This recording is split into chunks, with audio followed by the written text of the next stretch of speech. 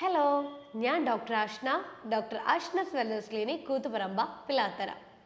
Gas trouble ഒരു ഭൂരിഭാഗം ആളുകൾക്കും ഈ ഒരു ബുദ്ധിമുട്ട് ഉണ്ടാവുന്നുണ്ട്.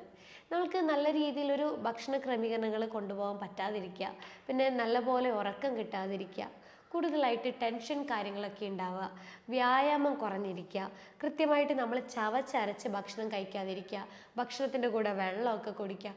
ഇതൊക്കെ കൊണ്ട് നമുക്ക് പെട്ടെന്ന് നമ്മുടെ വയറിനെ അത് ബാധിക്കും.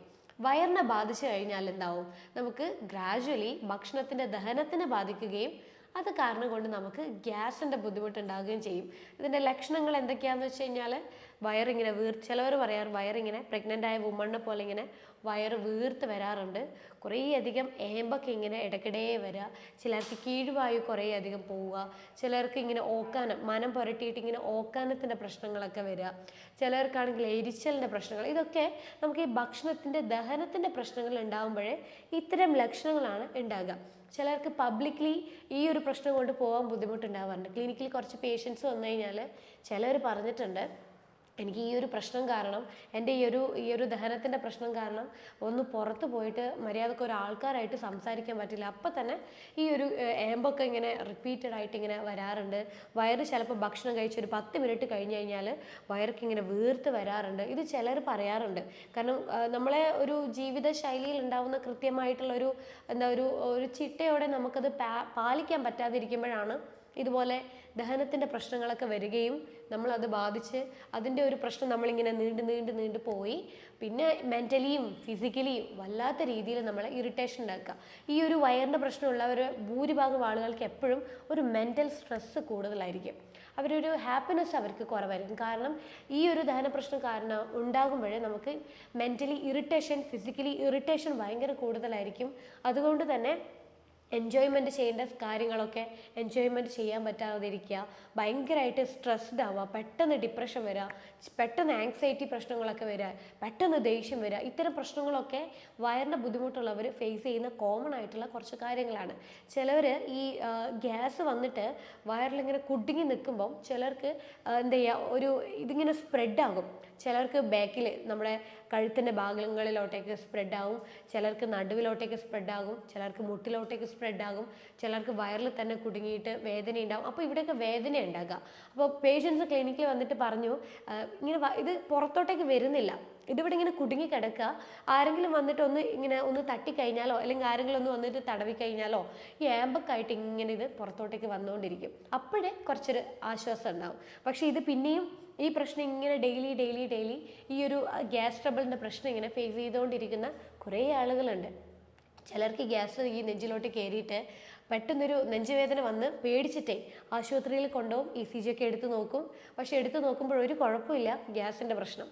അപ്പോൾ എന്താവും, ഈ ഒരു ഭയങ്കരമായിട്ട് അസ്വസ്ഥതയല്ലേ ഗ്യാസ് വന്നാൽ ഉണ്ടാവുക. വയറൊക്കെ ഇങ്ങനെ വീർത്ത് ചിലർക്ക് ഇങ്ങനെ ഓക്കാനിങ്ങനെ വന്നുകൊണ്ടിരിക്കും.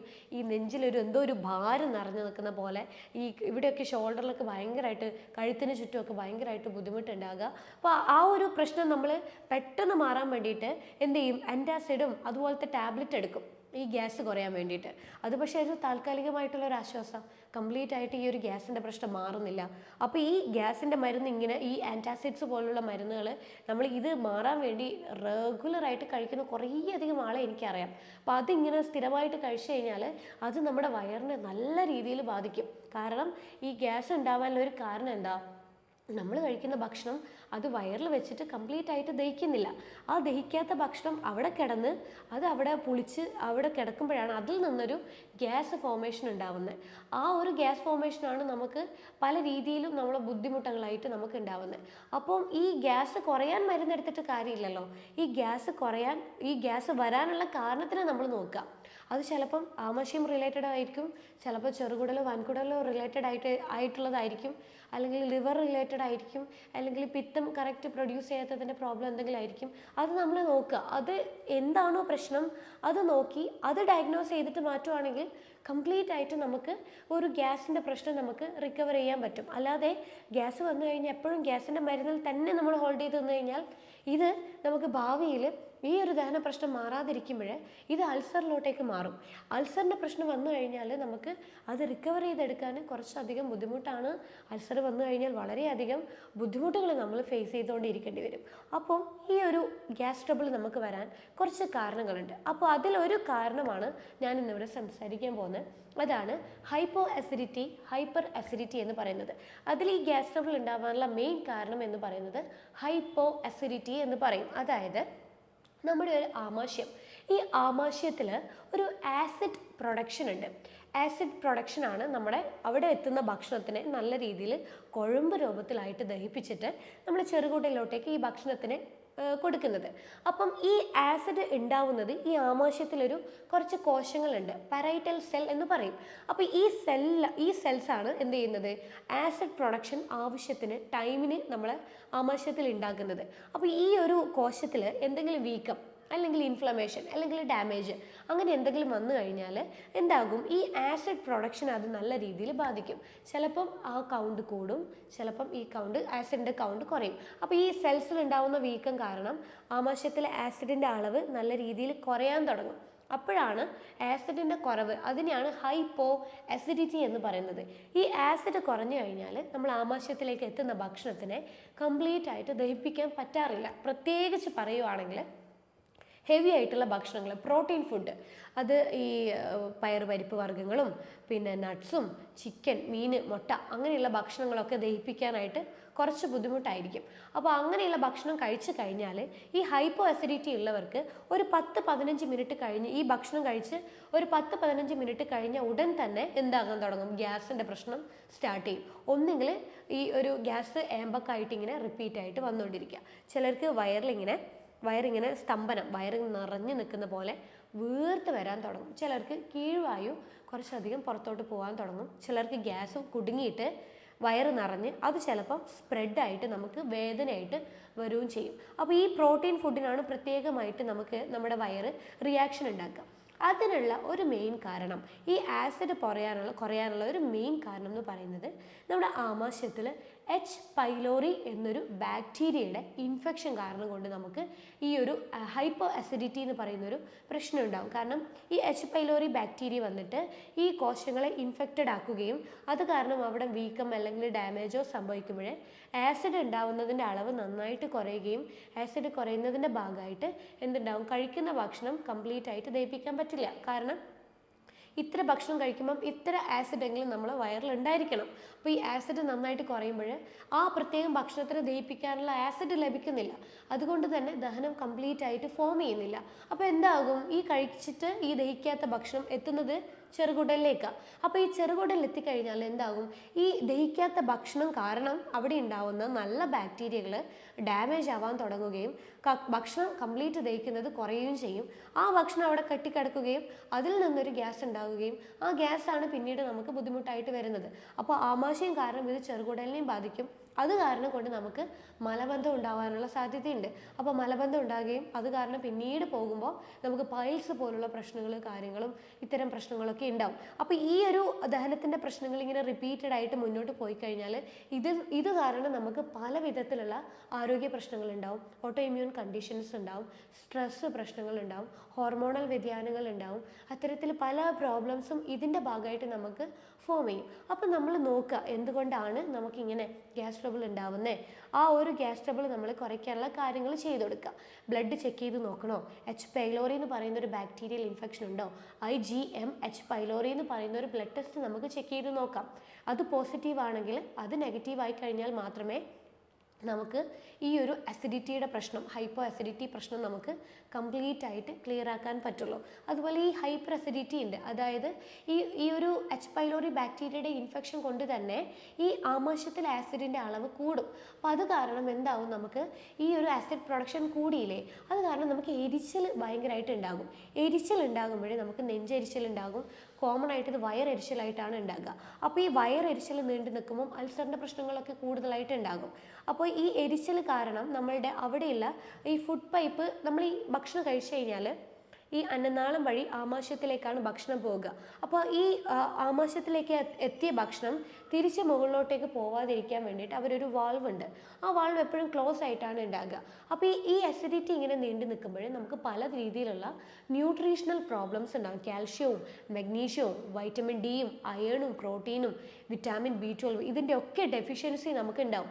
അതുകൊണ്ട് തന്നെ ഈ വാൾവ് ഗ്രാജ്വലി വീക്ക് ആവാൻ തുടങ്ങും, ഓപ്പൺ ആയി പോകും. അപ്പോൾ ഇതിങ്ങനെ ഓപ്പൺ ആയി പോകുമ്പോഴാണ് കഴിക്കുന്ന ഭക്ഷണം എന്താവുന്നത്, മുകളിലോട്ടേക്ക് എത്തുകയും നമുക്ക് ഈ നെഞ്ചിൽ അത് വന്നിട്ട് ഒരു എരിച്ചൽ, പുളിച്ച് തെകിട്ടൽ ഈ പ്രശ്നങ്ങളൊക്കെ നമുക്ക് ഉണ്ടാവുന്നത്. അപ്പോൾ ഈ ആസിഡിറ്റി നീണ്ടു പോകുമ്പോൾ പല രീതിയിലുള്ള ന്യൂട്രീഷണൽ കുറവും നമ്മളെ നല്ല രീതിയിൽ ബാധിക്കും. മുടികൊഴിച്ചിലുണ്ടാവും, ക്ഷീണത്തിൻ്റെ പ്രശ്നം ഉണ്ടാവും, നഖത്തിനെയൊക്കെ നല്ല രീതിയിൽ, നഖമൊന്നും വളരില്ല, നഖമൊക്കെ ഇങ്ങനെ പൊട്ടി പോകാൻ തുടങ്ങും, സ്കിന്നൊക്കെ ഭയങ്കരമായിട്ട് ഡള്ളാവാൻ തുടങ്ങും, നമ്മളെ ഹെയറൊക്കെ ഭയങ്കര എന്താ പറയുക ഫ്രിസി, ഭയങ്കര ഒരു റഫായി മാറും, മുടി ഒന്ന് പിടിക്കുമ്പോഴേക്കും മുടിയൊക്കെ ഇങ്ങനെ കൊഴിഞ്ഞു പോകും. കാരണം ഈ അസിഡിറ്റി ഉണ്ടാകുമ്പോഴേ പ്രോട്ടീൻ ലോസ് ഉണ്ടാവും നമ്മുടെ ശരീരത്തിൽ നിന്ന്. അപ്പോൾ മുടീനെയൊക്കെ ഭയങ്കരമായിട്ട് ബാധിക്കും. കാരണം ഈ മുടി കൊഴിച്ചിലുള്ളവരുടെ ഒരു ഹിസ്റ്ററി നമ്മളൊന്ന് ഡീറ്റെയിൽഡ് ആയിട്ട് എടുത്തു കഴിഞ്ഞാൽ അവർക്ക് എപ്പോഴും ഒരു ഭൂരിഭാഗം ആളുകൾക്കും വയറിൻ്റെ പ്രശ്നം ഉണ്ടാവും. കാരണം വയറിൻ്റെ പ്രശ്നം കൊണ്ടുണ്ടാവുന്ന ന്യൂട്രീഷണൽ കുറവ് കാരണം മുടീനെ അത് നല്ല രീതിയിൽ ബാധിക്കുമ്പോൾ മുടി കൊഴിച്ചിൽ കൂടുതലായിട്ട് ഉണ്ടാവും. അതുപോലെ മറ്റ് പല അവയവങ്ങളെ ഇത് ബാധിക്കും. സ്കിന്നിനെയും നഖത്തിനെയും നമ്മളുടെ ഞരമ്പുകളെയും മസിൽസിനെയും എല്ലാ രീതിയിലും ബാധിക്കും. അപ്പോൾ ക്ഷീണവും കാര്യങ്ങളും ബോഡി പെയിൻ കാര്യങ്ങളൊക്കെ നമുക്ക് ഉണ്ടാവും, ജോയിൻറ്റ് പെയിനൊക്കെ ഉണ്ടാവും. അപ്പോൾ നമ്മൾ ഒരു വയറിൻ്റെ പ്രശ്നം ഉണ്ടെങ്കിൽ നമ്മളത് നോക്കുക, എന്താണ് പ്രശ്നം, അത് നമ്മൾ ക്ലാരിഫൈ രീതിയിൽ ചെയ്യുന്ന ട്രീറ്റ്മെൻറ്റ് കൊടുത്തു കഴിഞ്ഞാൽ ഈസി ആയിട്ട് നമുക്ക് എല്ലാ രീതിയിലും സിംറ്റംസിനെ നമുക്ക് കവർ ചെയ്യാനും പറ്റും. അപ്പോൾ ഇതാണ് ഹൈപ്പർ അസിഡിറ്റി എന്ന് പറയുമ്പോൾ ബോഡിയിൽ ഉണ്ടാകുന്ന ലക്ഷണങ്ങൾ എന്ന് പറയുന്നത്. അപ്പോൾ നമുക്ക് ഈ ഗ്യാസ് ട്രബിൾ ഉള്ളവർക്ക് ചെയ്യാൻ പറ്റുന്ന ഒരു നല്ലൊരു മെത്തേഡാണ് ആപ്പിൾ സൈഡർ വിനാഗർ. അപ്പോൾ ഈ ആപ്പിൾ സൈഡർ വിനാഗർ എന്ന് പറയുമ്പോൾ അസിഡിറ്റി കൂടിയിരിക്കുന്നത്, ഹൈപ്പർ അസിഡിറ്റി കാരണം നെഞ്ചരിച്ചൽ ഉണ്ടാവുന്നവർക്ക് ഇത് പറ്റില്ല. പക്ഷേ ഈ ഗ്യാസ് ട്രബിളും ഈ വയറ് വീർത്ത് നിൽക്കുക, ഭക്ഷണം കഴിച്ചൊരു 10 മിനിറ്റ് കഴിഞ്ഞ് ഈ വയറ്റിൽ ഗ്യാസ് വന്ന് നിറയുക, ഏമ്പക്കം ഭയങ്കരമായിട്ട് ഉണ്ടാകുക, അങ്ങനെയുള്ളവർക്ക് ആപ്പിൾ സൈഡർ വിനാഗർ ടെക്നിക്ക് വളരെയധികം ഹെൽപ്ഫുൾ ആണ്. നമുക്കത് ചെയ്യാൻ പറ്റുന്ന രീതി എന്താണെന്ന് വെച്ച് കഴിഞ്ഞാൽ, 1 ടീസ്പൂൺ ആപ്പിൾ സൈഡർ വിനാഗർ എടുക്കുക. അതൊരു ഗ്ലാസ് വെള്ളത്തിൽ നമ്മൾ മിക്സ് ചെയ്തിട്ട് നമ്മൾ കഴിക്കുന്ന പ്രോട്ടീൻ ഭക്ഷണം, അതിപ്പം പയർവർഗ്ഗങ്ങളായാലും നട്ട്സ് ആയാലും ചിക്കൻ, മീൻ എന്തായാലും അത് കഴിക്കുന്നതിനൊരു 5 മിനിറ്റ് മുന്നേ ഈ ഒരു ആപ്പിൾ സൈഡർ വിനാഗർ നമ്മൾ കഴിക്കുക. കഴിച്ചു കഴിഞ്ഞിട്ട് 5 മിനിറ്റ് കഴിഞ്ഞിട്ട് ഇത്തരം ഭക്ഷണങ്ങൾ നമ്മൾ കഴിച്ചു നോക്കിക്കഴിഞ്ഞാൽ നമുക്കത് യാതൊരു രീതിയിലും പ്രശ്നമില്ല. സാധാരണ ഒരു വെള്ളം കുടിച്ച ഒരു ഫീലാണെങ്കിൽ നമുക്ക് മനസ്സിലാക്കാൻ പറ്റുന്ന കാര്യം നമുക്കുണ്ടാവുന്നത് ഹൈപ്പോ അസിഡിറ്റി, അതായത് ആമാശയത്തിലെ ആസിഡിൻ്റെ അളവ് കുറഞ്ഞിരിക്കുന്ന അവസ്ഥ. അപ്പോൾ അങ്ങനെ നമ്മൾ ഇത് കഴിച്ച് കംഫർട്ടബിൾ ആണെന്ന് കണ്ടു കഴിഞ്ഞാൽ നമ്മൾക്കിത് രാവിലെയും ഉച്ചക്കത്തെയും രാത്രിത്തെയും ഭക്ഷണത്തിന് മുന്നേ ആയിട്ട് ഒരു 1 മന്തോളം തുടർച്ചയായിട്ട് എടുക്കുന്നത് ഈ സാവധാനത്തിൽ ആസിഡ് പ്രൊഡക്ഷൻ കൂടാൻ വേണ്ടിയിട്ട് വളരെ നല്ലതാണ്. ഗ്രാജ്വലി നമുക്ക് ഈ ഒരു ആസിഡിൻ്റെ ബുദ്ധിമുട്ട്, അത് കാരണം ഉണ്ടാകുന്ന ഗ്യാസ് ട്രബിളിൻ്റെ പ്രശ്നം നമുക്ക് റിക്കവർ ചെയ്യാൻ പറ്റും. പിന്നെ നമുക്ക് ചെയ്യാൻ പറ്റുന്ന ഒരു കാര്യം, ഈ ഹൈപ്പർ അസിഡിറ്റി ഉള്ളവർക്ക് ഈ മോരിൽ ഇഞ്ചി ചതച്ചിട്ടിട്ട് അത് കുടിക്കുന്നത്, പുളിയോട് കൂടിയുള്ള മോരിൽ ഇഞ്ചി ചതച്ചിട്ടിട്ട് കുടിക്കുന്നത് വളരെ നല്ലതാണ്. ദിവസം ഒരു നേരം ഈ ഇങ്ങനെയുള്ളൊരു മോര് സംഭാരം എന്ന് പറയും, ഇത് വളരെ ഹൈപ്പർ അസിഡിറ്റി ഉള്ളവർക്ക് നല്ല രീതിയിൽ റിസൾട്ട് കിട്ടും, ഗ്യാസ് റിലീസ് ചെയ്യും. അപ്പോൾ അവർക്ക് ഭയങ്കരമായിട്ട് വയറിന് കംഫർട്ടബിൾ ആകുന്നതിനനുസരിച്ച് ഇമോഷണലി അവർ കംഫർട്ടബിൾ ആയിട്ട് തന്നെ ഉണ്ടാവും.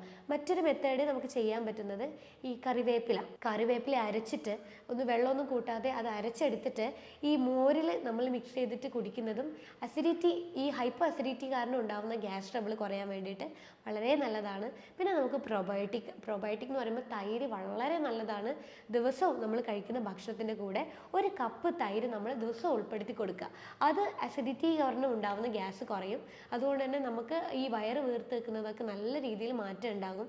പിന്നെ പ്രോബയോട്ടിക്കിൻ്റെ സപ്ലിമെൻ്റ് എടുക്കുന്നതും നമുക്ക് ഗ്യാസ് ട്രബിൾ കുറയാൻ വേണ്ടിയിട്ട് വളരെ നല്ലതാണ്. പ്രോബയോട്ടിക് സപ്ലിമെൻ്റ് റെഗുലറായിട്ട് കുറച്ച് നാളുകളോളം എടുക്കുന്നത് നമ്മുടെ ഈ H. പൈലോറി കാരണം ഉണ്ടാകുന്ന ബാക്ടീരിയൽ ഇൻഫെക്ഷൻ അത് കുറയുകയും ആസിഡ് പ്രൊഡക്ഷൻ നോർമലാകുകയും അത് കാരണം ഗ്യാസ് ഉണ്ടാവുന്നത് അതും നോർമലായി കിട്ടാനും വേണ്ടിയിട്ട് വളരെ നല്ലതാണ്. പിന്നെ നമുക്ക് ജീരകവും ഗ്രാമ്പുവും ഇട്ട് തിളപ്പിച്ചിട്ടുള്ള വെള്ളം ഇത് നമുക്ക് ഗ്യാസ് കുറയാൻ വേണ്ടിയിട്ട് വളരെ നല്ലതാണ്.